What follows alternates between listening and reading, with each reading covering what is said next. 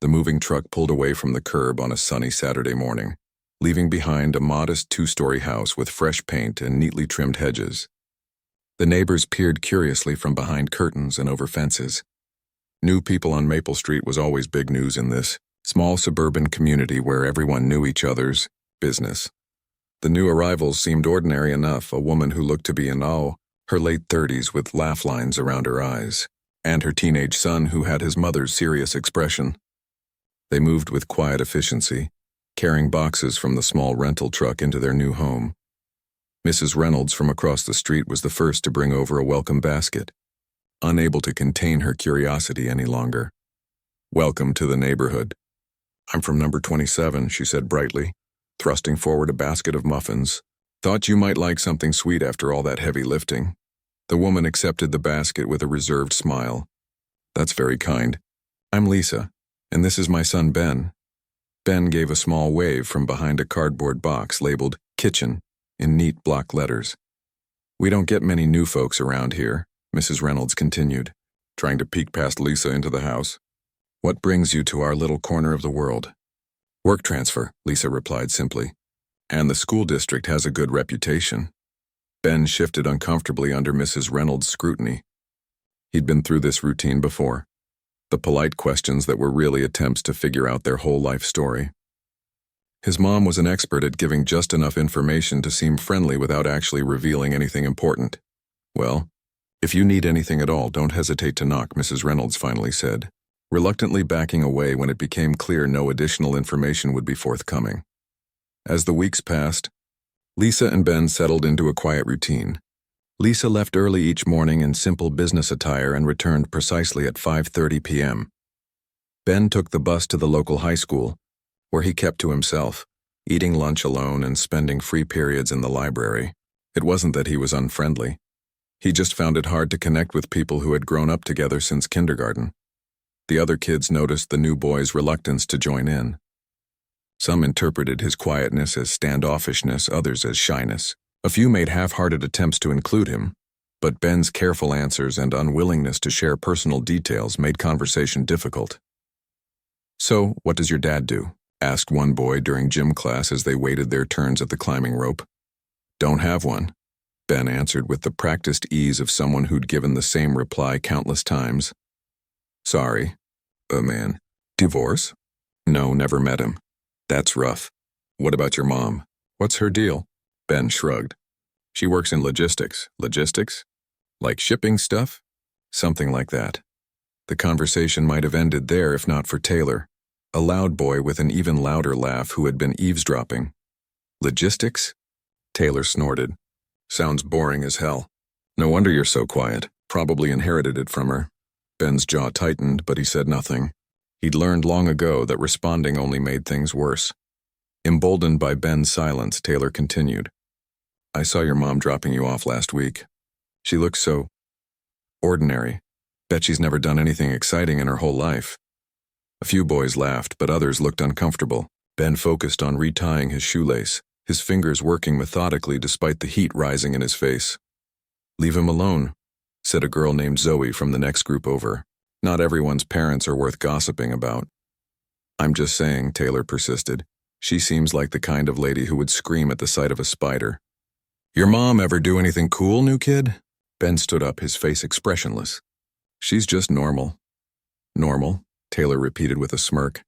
"Super normal, super boring. What, is she secretly special forces or something?" The group erupted in laughter at the absurdity of the suggestion.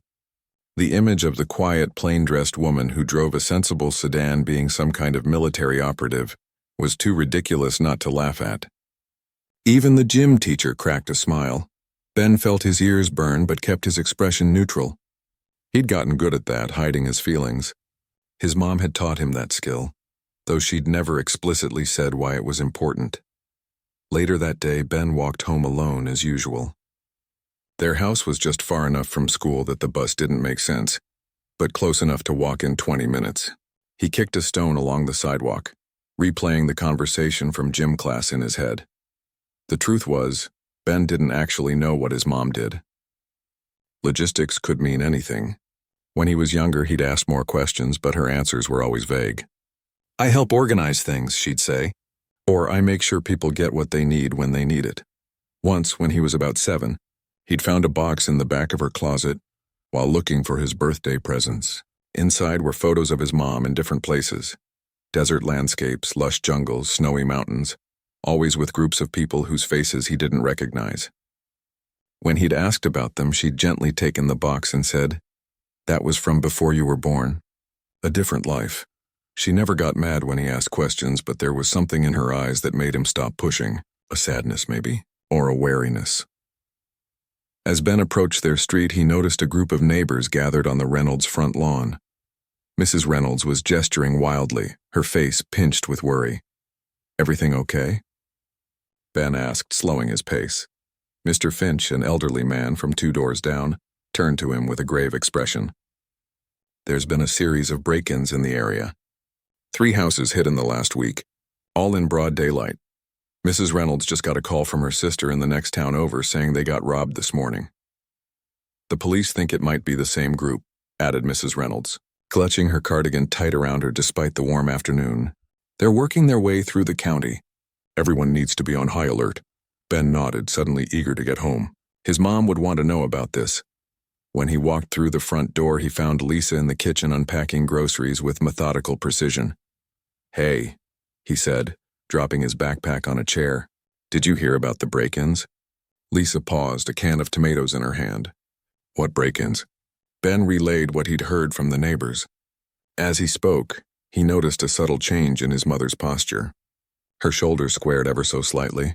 Her movements became more deliberate, and her eyes took on a focused quality he'd seen only a handful of times before. "Are you worried?" he asked when he finished. Lisa resumed putting away the groceries, but her movements were different now, more efficient, less casual. "Not worried, just aware. It's good you told me." That night, Ben couldn't sleep. He kept thinking about Taylor's mocking words. "Your mom? Special forces?"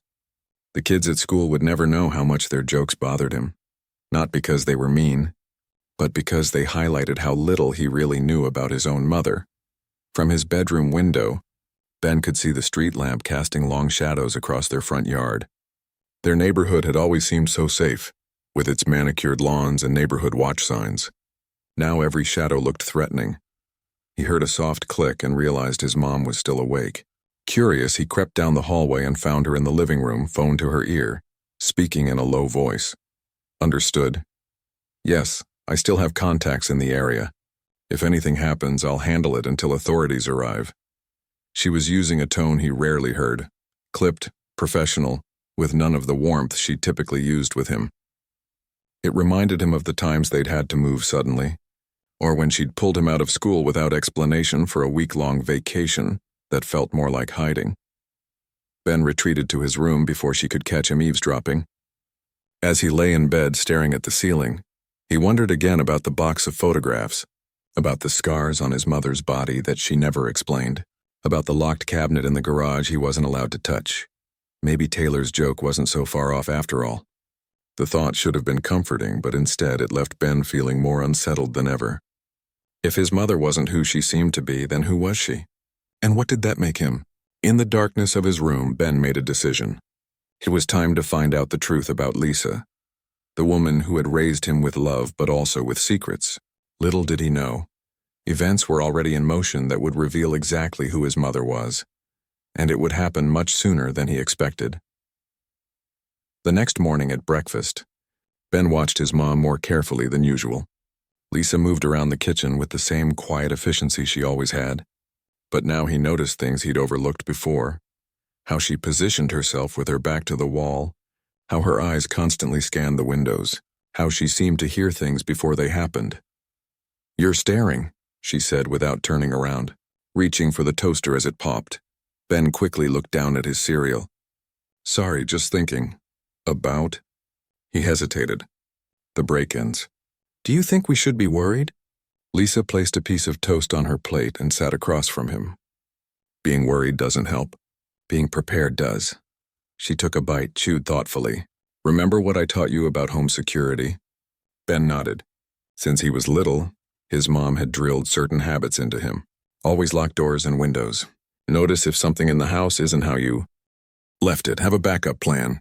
He'd always thought she was just being cautious, maybe even a bit paranoid. Now he wasn't so sure. I'm adding a few extra precautions, Lisa continued. Nothing major. Just some sensors for the doors and windows. We never had those in our old places, Ben pointed out. A flicker of something. Worry. Guilt? Crossed Lisa's face. Different neighborhood, different needs. As Ben headed off to school, he noticed his mom making a phone call, her voice too low to hear. It was odd how she could make herself so unremarkable. Average height, average build, practical clothes. Hair always neatly but simply styled. Yet there were moments when something else shone through. Something hard and sharp and definitely not average. School that day was tense. News of the break-ins had spread, and everyone was talking about it. My dad installed a new alarm system last night, said a boy in Ben's math class. My mom made us practice what to do if someone breaks in, added another girl, like where to hide and stuff. Taylor, of course, had the loudest opinion. My older brother says it's probably some gang from the city. They target nice neighborhoods like ours. My dad's got a baseball bat ready. Ben kept quiet. He doubted a baseball bat would be much help against organized criminals. During lunch, Zoe slid her tray next to his. She was one of the few people who'd been consistently nice since he arrived. Everyone's freaking out, she said, unwrapping her sandwich. Ben nodded. Yeah. My parents are going to some emergency neighborhood meeting tonight. Is your mom going? I don't know. Probably not. She keeps to herself. Zoe took a bite of her sandwich.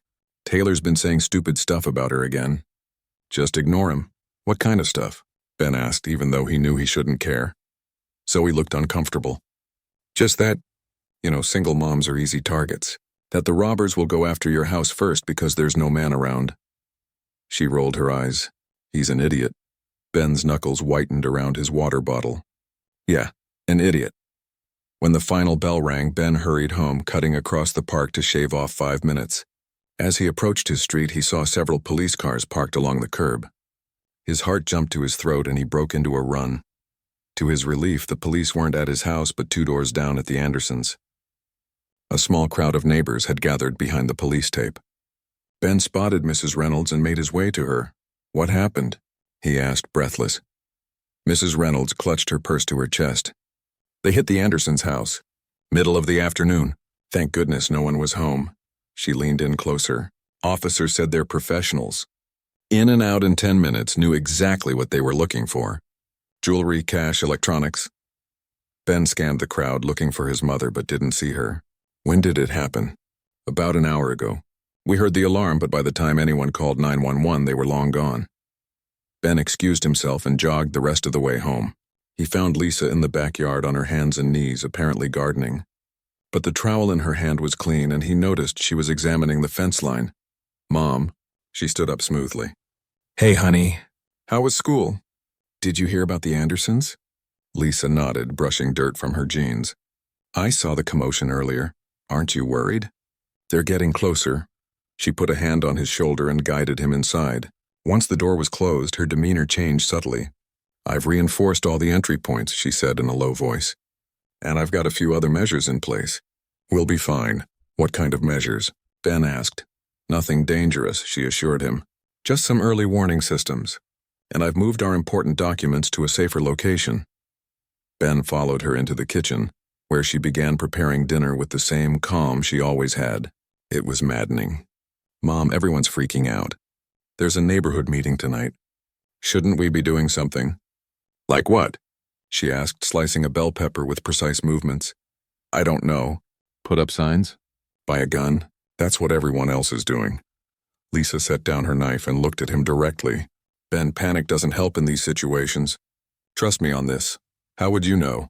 The question came out sharper than he intended. A long silence stretched between them. Finally, Lisa wiped her hands on a dish towel. There's a shoebox in my closet. Top shelf behind my winter sweaters. Bring it down. Ben stared at her. What? Go get it. It's time you knew a few things. Heart pounding, Ben went to his mother's bedroom. Her closet was as organized as everything else in her life. Clothes arranged by type and color, shoes paired neatly below. He reached for the top shelf and found the shoebox where she said it would be. He brought it back to the kitchen where Lisa had set aside dinner preparations. She gestured for him to put it on the table and sit down, "Before I show you this," she said, "I need you to understand something.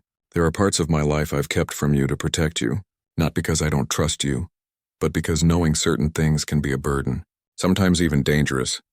Ben nodded, suddenly not sure he wanted to see what was in the box. Lisa removed the lid. Inside were several items: a worn leather wallet, some official-looking documents, a small velvet pouch, and a stack of photographs. She handed him the wallet first. Inside was an ID card, but not a regular driver's license. It had his mother's picture, looking younger and more severe, and the emblem of a government agency he didn't recognize.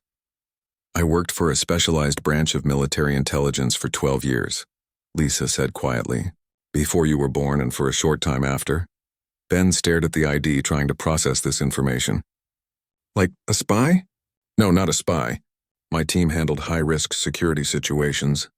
Extractions, mostly. Getting people out of dangerous places. Special forces," Ben whispered, remembering Taylor's mocking words. A small smile touched Lisa's lips. "Something like that, yes." She pulled out the photos next. Ben recognized some from the box he'd found years ago, but there were others he hadn't seen before. His mom in desert fatigues. His mom with a group of tough-looking men and women, all with the same alert, watchful eyes. "Why did you quit?" he asked. Lisa's fingers brushed over a photo of herself holding a tiny baby. Him. "When you came along, I realized I couldn't live in both worlds. The job I did, it required a certain mindset, a certain detachment. I didn't want to bring that home to you." Ben looked up from the photos. "So you just left? Could you do that?" "It wasn't easy," she admitted. "I had to make arrangements. Change our identities a few times. Move frequently," she sighed. "That's why we never stay anywhere too long. Old habits." Suddenly, all those unexpected moves throughout his childhood made sense. The way she always rented houses rather than buying. How she taught him to pack essentials in minutes. The drills for what to do if they got separated. "Are we in danger?" he asked bluntly. "No," she said firmly. "Not from my past. I've been out long enough. But the skills I learned," she tapped the photographs. "They don't go away. And right now, they might be useful." Ben felt a strange mix of emotions. Shock, disbelief, but also a weird sense of pride. His quiet, ordinary mother had led an extraordinary life. Had done things most people only saw in movies. "So what do we do about the break-ins?" he asked. Lisa replaced the items in the box. "Tonight we prepare. Tomorrow, I'll attend that neighborhood meeting. It's time I got to know our neighbors better." She gave him a significant look. "And Ben, what I've told you stays between us. For now." He nodded, understanding the weight of this secret. As Lisa returned to making dinner, Ben watched her with new eyes. Every efficient movement, every scanning glance out the window, it all made sense now. His mother wasn't paranoid. She was prepared. And for the first time since the break-ins began, he felt truly safe. What he didn't know was that his mother's instincts were already on high alert. The break-ins weren't random, and their house might be next. The real test of Lisa's old skills was coming sooner than either of them expected. That night, Ben couldn't sleep. His mind kept replaying the conversation with his mom, trying to match the woman who packed his lunch every morning with the soldier in those photographs. Around midnight, he heard soft footsteps in the hallway and crept to his door, opening it just a crack. Lisa was dressed entirely in black, her hair pulled back tightly. She moved silently toward the stairs, something he'd never seen her carry before clutched in her hand, a small device with a glowing screen. Ben held his breath as she paused at the top of the stairs, her head tilted as though listening for something. Then she continued down, her footsteps making no sound at all. Curiosity overcame caution. Ben slipped out of his room and followed, careful to avoid the creaky third step he'd discovered weeks ago. From the landing, he could see Lisa in the living room, moving methodically from window to window, checking what looked like tiny sensors along the frames. When she reached the front door, she knelt and did something to the lock, not unlocking it, but examining it closely with the device in her hand. She then moved to the kitchen where Ben lost sight of her. He waited, heart hammering, until she reappeared. She was heading back toward the stairs when she suddenly stopped, her body going completely still. Ben froze, certain she'd spotted him, but her attention was focused elsewhere, out the front window. In one fluid motion, she moved to the wall switch and killed all the lights. The house plunged into darkness. Banjit yipped the banister, unsure what to do. He heard his mother's voice, barely a whisper, directly below him. Go back to your room. Lock the door. Don't come out until I say so. He hadn't made a sound. How had she known he was there? Mom, what's... Now, Ben. The steel in her voice sent him scurrying back up the stairs. From his bedroom window, he peered out at the street. A car he didn't recognize was parked across from their house, its headlights off. As he watched, two shadowy figures emerged and moved toward the Reeds' house next door. Ben's door opened silently. Lisa slipped in, closing it behind her. They're hitting the Reeds, Ben whispered. Lisa nodded, her face hard in the dim light filtering through the blinds. The family's away visiting relatives. House is empty. She handed him his cell phone. If anything happens, call 911. Stay here, stay quiet. Where are you going? Fear gripped him as he realized her intent. To gather information, she said simply, and to make sure they don't get brave and try our house next. Before he could protest, she was gone, closing the door with a soft click. Ben rushed back to the window, pressing his face against the glass to get a better view of the Reeds' house. He could just make out movement on their front porch, the shadowy figures working on the door. Then, between one blink and the next, a third figure appeared in the Reeds' yard. His mother, moving low and fast, barely visible even though he knew what to look for. She vanished around the side of the house. Minutes passed with excruciating slowness. Ben's fingers hovered over his phone, ready to call for help. What was she doing? Confronting armed robbers alone was insane, military training or not. A sudden flash of light from the Reeds' backyard made him jump.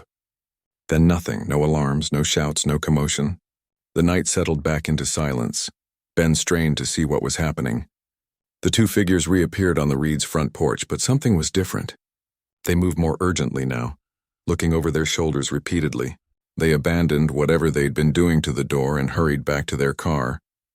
As the engine started, Ben saw his mother again, a shadow among shadows, standing perfectly still beside a tree in the Reeds' yard. She was watching the car drive away, her posture alert but calm. When the taillights disappeared around the corner, she moved swiftly back toward their house. Ben scrambled away from the window and sat on his bed, trying to look like he hadn't been spying. His door opened moments later. They're gone, Lisa said. For now. What did you do? Ben asked. Created a deterrent. She sat beside him on the bed. I set off a small light and sound trap in the backyard. Made them think someone was home or that an alarm was about to go off. They chose to leave rather than risk it.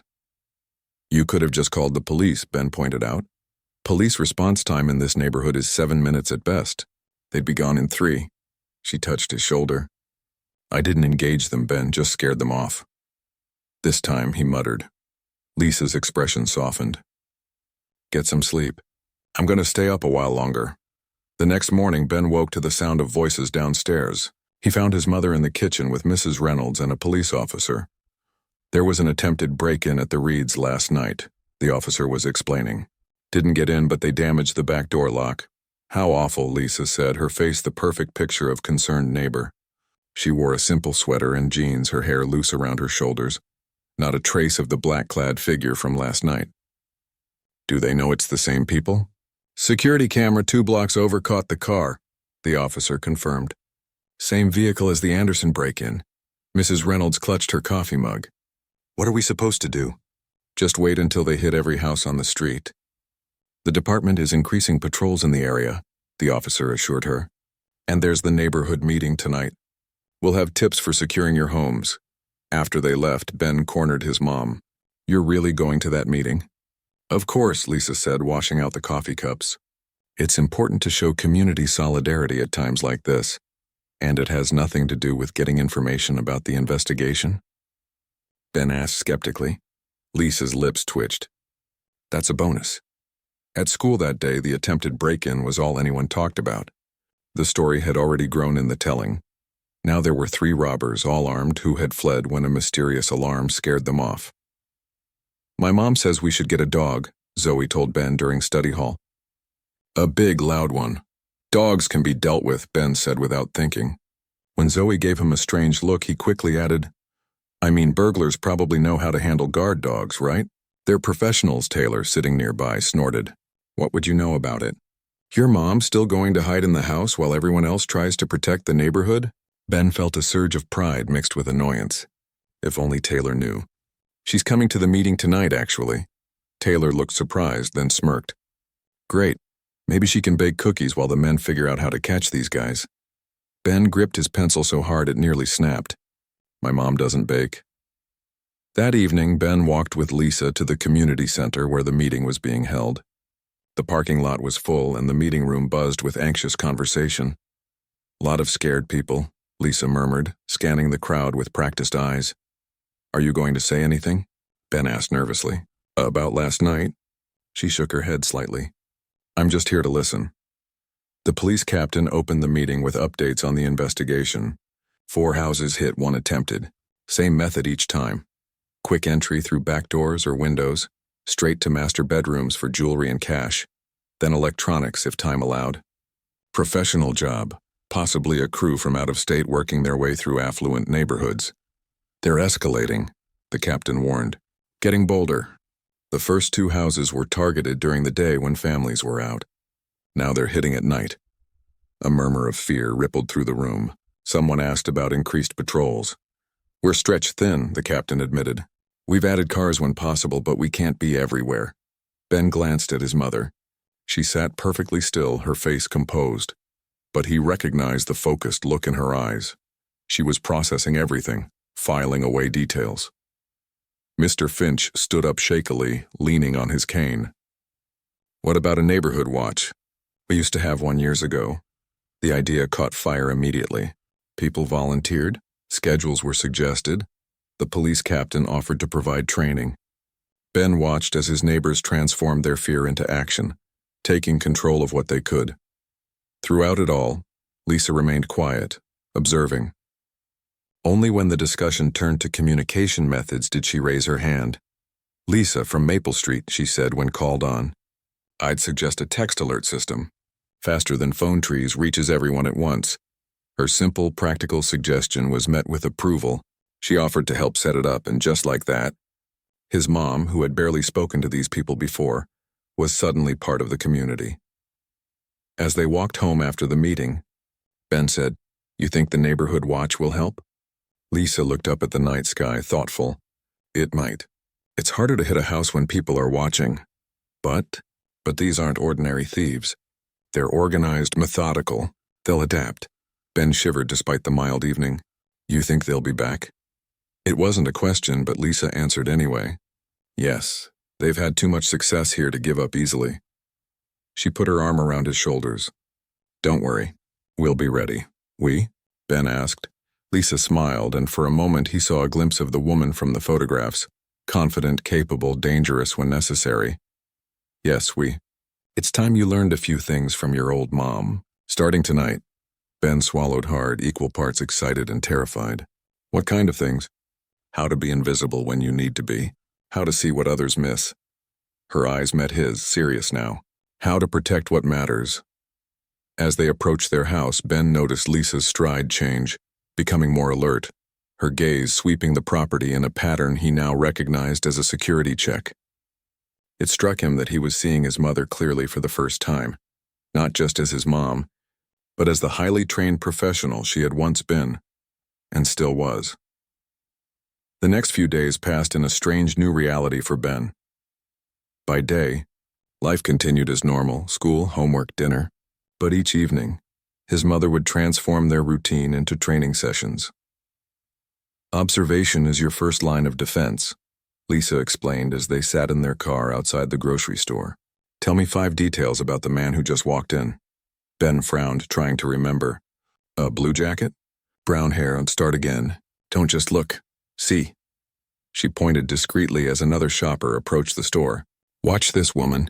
Notice her pace, her awareness level, what she's carrying, where her attention goes. After several attempts, Ben began to understand what his mom meant by truly seeing. It wasn't just about recording details. It was about understanding what those details meant. The way someone carried themselves, if they were alert or distracted, if they were watching others or lost in their own world. Most people move through life barely noticing what's around them, Lisa said as they drove home. That makes them vulnerable. Is that why you always sit facing the door in restaurants? Ben asked, realizing patterns in his mother's behavior he'd never questioned before. Lisa smiled. Old habits. But yes, awareness of entry and exit points becomes second nature. At home, she showed him how to move silently through the house, how to use shadows to his advantage, how to check if someone had been in his room while he was gone. Shoelaces, she demonstrated, positioning his sneakers precisely by his desk. If someone moves them even slightly, the laces won't fall the same way twice. Did you do this stuff when I was little? Ben asked. Set traps to see if someone had been in our house? A shadow crossed Lisa's face. Yes. For a long time after I left my old life, I was cautious. Were people looking for you? She hesitated. Not exactly. But in my line of work, you make enemies. Better safe than sorry. On Thursday night, the newly formed neighborhood watch began its first patrols. Lisa volunteered for the midnight to 2 a.m. shift, paired with Mr. Finch, who insisted his insomnia made him the perfect night watchman despite his age. You should get some sleep, Lisa told Ben as she prepared to leave. School tomorrow. Ben looked up from the living room couch where he'd been pretending to watch TV. In reality, he was practicing another skill his mom had taught him: peripheral vision awareness, keeping track of movement without looking directly at it. I won't be able to sleep anyway, he admitted. Not until you're back. Lisa's expression softened. She sat beside him. Ben, you need to understand something. The training we're doing, it's not because I expect you to fight bad guys. It's about being prepared, being aware. Sometimes the best way to handle danger is to avoid it completely. But last night, you went after those guys at the Reed's house. I didn't confront them. I created a distraction to make them leave. There's a difference. She squeezed his shoulder. Promise me you won't try anything heroic if something happens. What if something happens to you? The question had been weighing on him. Lisa held his gaze steadily. I can handle myself. But if anything ever does happen, your job is to get somewhere safe and call for help. Clear? Ben nodded reluctantly. Clear. After Lisa left for her patrol, Ben tried to focus on homework but couldn't concentrate. He kept glancing at the window, listening for any unusual sounds. Around 1:30 a.m. he heard voices outside, his mom and Mr. Finch returning from their rounds. All quiet, Lisa was saying. That's a good sign. Maybe they've moved on to easier pickings, Mr. Finch suggested, his voice carrying in the still night. Word gets around when a neighborhood starts fighting back. Maybe, Lisa replied, but Ben could hear the doubt in her voice. The next morning at breakfast, Lisa looked tired, but alert. Get your things, she told him. I'll drive you to school today. This was unusual. He normally took the bus. Why? The neighborhood watch spotted a suspicious van cruising the streets last night during the early shift. Just being cautious. At school, Ben found himself applying his mother's lessons without thinking. He noticed things he'd previously overlooked: which students traveled in groups and which stayed alone, which teachers were observant and which were oblivious, which exits would be fastest in an emergency. During lunch, he sat with Zoe and a few other students. Taylor approached their table, dropping his tray down with unnecessary force. So, how was your mom's big neighborhood watch debut? He asked with his usual smirk. Bet she was real helpful, telling everyone to be careful. Ben continued eating calmly, the way his mother had taught him to control reactions. She knows what she's doing. Sure she does. Taylor rolled his eyes. My dad says these neighborhood watches are useless anyway. The thieves will just wait until the patrols are gone. Your dad might be right, Ben replied evenly, surprising Taylor with his agreement. Professional thieves are patient. They watch patterns, look for vulnerabilities. Taylor stared at him. Since when are you an expert on criminals? Ben shrugged. I read a lot. After school, Ben found his mom waiting in the parking lot. As he approached the car, he noticed her posture, relaxed on the surface but with a coiled readiness underneath. Everything okay? He asked as he got in. Fine, she said, scanning the area before pulling out. How was your day? Normal. Taylor's still being a jerk. The loud boy from your gym class? Lisa asked, surprising him. How do you know about him? You've mentioned him before. But there was something in her tone that made Ben wonder if she'd been keeping tabs on more than just the neighborhood. They drove in silence for a while. As they turned onto their street, Lisa slowed the car. We have company, she said quietly. Ben looked toward their house and saw a police car parked out front. Lisa drove past without stopping, continuing to the end of the block before turning around. "What's going on?" Ben asked, heart racing, not sure. "But we're going to find out." She parked a few houses down. "Wait here." "No way," Ben protested. "I'm coming with you." Lisa gave him a long look, then nodded. "Stay behind me. If I tell you to get back in the car, do it immediately. No questions." They approached their house cautiously. As they got closer, Ben recognized the officer talking to Mrs. Reynolds in their front yard, Officer Chen, who had led the community meeting. "There you are," Mrs. Reynolds called when she spotted them. "Officer Chen's been trying to reach you." Lisa's face revealed nothing as they joined the conversation. "Is there a problem, officer?" "You could say that," Officer Chen replied grimly. "There was another break-in last night. The Wilson's house, one street over." "I thought the neighborhood watch was patrolling," Ben said, confused. "They were," the officer confirmed. "These guys waited until the patrol passed and hit the house 20 minutes later. They're watching us as much as we're watching them." Ben felt a chill. The thieves were adapting just as his mom had predicted. "That's not all," Officer Chen continued. "Security camera caught a clear shot of one of them. We ran his face through the database. He's not just a thief. He's wanted for armed robbery in 3 states. Mrs. Reynolds gasped. "Armed robbery? So they have guns?" "We have to assume so," the officer said. "That's why I'm going door to door. We're advising everyone to be extra cautious. No confrontations if you spot suspicious activity. Just call 911 immediately." As the officer continued giving safety instructions, Ben watched his mother. Her expression was calm, but he could see her mind working, processing this new information. When Officer Chen left, Mrs. Reynolds turned to Lisa with wide eyes. "What are we going to do?" "The neighborhood watch can't handle armed criminals." "The police will increase patrols," Lisa reassured her. "The best thing we can do is stay alert and look out for each other." After Mrs. Reynolds hurried home to call everyone she knew, Ben followed his mom inside. "They're not going to catch these guys, are they?" he asked as she locked the door behind them.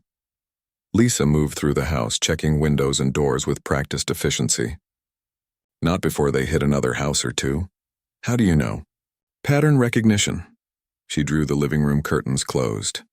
"They've been working systematically through the neighborhood. Based on their timing and house selection, I think they'll hit again tomorrow night." Ben stared at her. "Tomorrow? How could you possibly know that?" Lisa sat down, gesturing for him to join her. "They've been hitting houses every 3 days. They choose homes with good escape routes and minimal visibility from neighbors." "There are 3 houses on this street that fit their pattern, including ours?" Ben asked, his mouth dry. "Ours is the most isolated, with the trees providing cover on both sides." She met his eyes directly. "I think we're going to be their next target." The realization hit Ben like a physical blow. "What do we do? Call the police?" "The police can't stake out every potential target. And these thieves have been avoiding patrols successfully." Lisa's expression hardened into something Ben had never seen before. The face of a soldier preparing for battle. "We're going to set a trap." "What kind of trap?" Ben asked, both terrified and fascinated. "One that will end this before someone gets hurt." She leaned forward, her voice dropping. "But I need your help, Ben. I can't do this alone." In that moment, Ben understood why his mother had been training him all week. Not just for general safety, but for this specific situation. She had seen this coming and had been preparing him step by step. "What do you need me to do?" he asked, his voice steadier than he expected. Lisa smiled, pride evident in her eyes. "First, we need to make some adjustments to the house. And then, I'm going to teach you about communications." As they began moving furniture and rigging simple but effective traps throughout the house, Ben realized something. He wasn't afraid anymore. For the first time since the break-ins began, he felt confident. His mom might look ordinary to everyone else, but he knew better. The thieves had no idea what they were walking into. The next day crawled by with unbearable slowness. At Lisa's insistence, Ben went to school as usual. "Maintaining normal routines is essential," she explained. "We don't want to signal that anything's different." But everything was different. Ben moved through his classes in a daze, his mind back home where his mother was finalizing preparations for the night ahead. At lunch, Zoe noticed his distraction. "You okay?" You've been staring at your sandwich for 5 minutes without taking a bite. Ben forced a smile. Just tired. Didn't sleep well? My parents barely slept either, she said, lowering her voice. Dad sat up all night with a baseball bat. Mom thinks we should go stay with my aunt until they catch these guys. Maybe. That's not a bad idea, Ben replied, genuinely concerned. His mom had been clear. The farther innocent people were from what might happen tonight, the better. Taylor dropped into the seat across from them, uninvited as usual. Heard about the Wilsons' house? Those thieves are working their way down the list. Bet your house is next, new kid. The accuracy of Taylor's taunt made Ben's stomach clench, but he kept his expression neutral. Police are all over the neighborhood now. They'll catch them, Taylor snorted. Yeah, right. My dad says the cops are useless. He's taking matters into his own hands. What does that mean? Zoe asked, frowning. He's organized some of the men on our street. They're doing their own patrol tonight. Got proper equipment too, if you know what I mean. Taylor mimed holding a gun. Ben felt a flash of alarm. Armed civilians wandering around would complicate everything. That's a terrible idea. They should leave it to the police. What would you know about it? Taylor sneered. Bet your mom's just hiding indoors hoping they skip your house. Ben gathered his lunch trash, no longer able to maintain his calm facade. You don't know anything about my mom, he said, voice low but intense, and your dad and his friends are going to get themselves hurt. As soon as school ended, Ben raced to his mother's car. We have a problem, he blurted as soon as he got in. Taylor's dad is organizing some kind of armed patrol tonight. Lisa's expression remained composed, but her knuckles whitened on the steering wheel. Where and when? I don't know exactly. Taylor was just bragging about it. She pulled out her phone and dialed. Officer Chen? This is Lisa from Maple Street. I'm hearing rumors about an unauthorized civilian patrol tonight. Yes, with weapons. I understand your concerns about resources, but we could have a dangerous situation if armed civilians confront these thieves. After finishing the call, she sighed. They'll try to talk to them, but they can't stop people from walking around their own neighborhood. What does this mean for our plan? Ben asked anxiously. We adapt. Lisa pulled away from the school. First stop, hardware store. They spent the afternoon making final adjustments to their preparations. Lisa had transformed their home into a carefully orchestrated environment. Nothing lethal or obviously threatening, but full of early warning systems and strategic obstacles. Remember, our goal isn't to catch them ourselves, she reminded Ben as they worked. It's to control the situation until the police arrive. How long will that take? I've arranged a direct line to Officer Chen. Response time should be under 4 minutes. She handed him a small device. This is a panic button. Press it the moment they enter the perimeter. It will alert me and send a signal to the police. At dinner, neither could eat much. As darkness fell, Lisa went through final checks while Ben prepared the upstairs safe room. His mother's walk-in closet, reinforced with additional locks and stocked with emergency supplies. Your position is here, Lisa said, pointing to the guest bedroom that overlooked the backyard. You'll have the clearest view of their most likely entry point. When you see movement, hit the button and move immediately to the safe room. What about you? I'll be moving throughout the house. I need to herd them away from you and contain them in the kitchen area. Herd them? Ben couldn't keep the worry from his voice. Mom, they have guns. Lisa put her hands on his shoulders. They have guns, but they don't want to use them. These men are thieves, not killers. They want to get in and out without confrontation. If they realize someone's home, their first instinct will be to flee. And if they don't flee, then I'll make them wish they had. The cold certainty in her voice sent a chill down Ben's spine. As the clock ticked past 11 p.m., they moved to their positions. Lisa had changed into dark clothes, her hair tied back tightly. She moved with that distinctive efficiency Ben now recognized as her operational mode. No heroics, she reminded him. Safe room the moment you spot them. Ben nodded, mouth too dry to speak. He settled into position in the darkened guest room, peering through a narrow gap in the blinds. The backyard lay still and silent under the half-moon. Minutes stretched into hours. His eyes burned with the effort of constant vigilance, seeing phantom movements in every shadow. Just past 1 a.m., a faint noise from the street caught his attention. Car doors closing softly, more than one. Ben tensed, straining to see. Nothing appeared in the backyard, but he heard his mom's whisper through the small radio clipped to his shirt. Front approach. 2 figures. Stay in position. This was unexpected. Lisa had predicted they would come through the back, where trees provided better cover. Ben's heart pounded as he realized they might walk right past his position to reach the rear of the house. A new sound, voices, arguing in harsh whispers, but not from the direction of the intruders. Ben shifted to see the side yard and spotted them. 3 men with flashlights moving along the property line between their house and the Reeds. Taylor's dad and his improvised patrol. "Mom," Ben hissed into the radio. "Taylor's dad and his friends are here too." A pause, then. "Understood. This complicates things." Before Ben could ask what she meant, movement in the backyard caught his eye. 2 shadows detached themselves from the darkness near the fence, the thieves approaching the back door. They moved with practiced coordination, one keeping watch while the other examined the lock. Ben's finger hovered over the panic button, but he hesitated. If he alerted the police now, Taylor's dad and his friends might blunder into a confrontation before officers arrived. The decision was made for him when shouts erupted from the side yard. One of the patrol had spotted the thieves.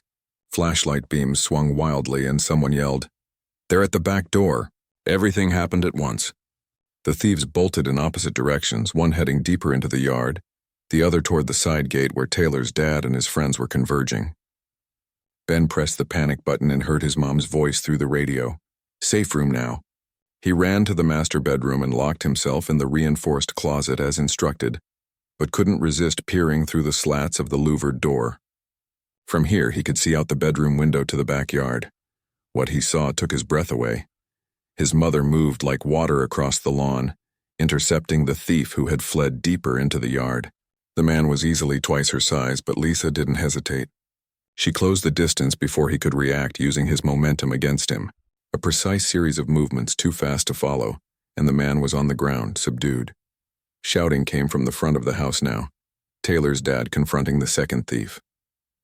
Ben heard a frightening sound, a gunshot followed by more yelling. His radio crackled. "Stay put," his mom ordered, voice steady despite the chaos. "Police are 40 seconds out." Those 40 seconds felt like years. Blue lights finally flashed through the windows and sirens wailed outside. Car doors slammed, more shouting, then gradually order emerged from chaos. Nearly an hour later, a knock came at the closet door. "All clear, Ben. You can come out." He opened the door to find his mother, looking remarkably composed given what had just occurred. There was a small cut above her eyebrow, but otherwise she appeared unharmed. "Are you okay?" he asked, his voice shaking. She nodded, gently steering him toward the stairs. "Everything's under control. The police have both men in custody." Downstairs, their living room had been transformed into an impromptu command center. Officer Chen was taking statements from Taylor's dad, whose bravado had vanished, replaced by a shaken, pale expression. 2 other officers were photographing evidence, including a gun on the coffee table, presumably confiscated from one of the thieves. "Is everyone all right?" Ben asked, scanning the room anxiously. "One of the thieves fired a warning shot," Lisa explained quietly. "No one was hit. Taylor's dad tackled him before he could fire again." She shook her head. "Foolish but brave." Officer Chen approached them, notepad in hand. "Mrs. Miller, we need your statement about how you subdued the suspect in the backyard." Taylor and his mother had arrived, hovering uncertainly by the front door. The boy's eyes were wide as he watched the police activity, all his usual mockery gone. "He came at me when I went out to see what the commotion was," Lisa said smoothly. "I took a self-defense class after my husband died." "Guess it paid off."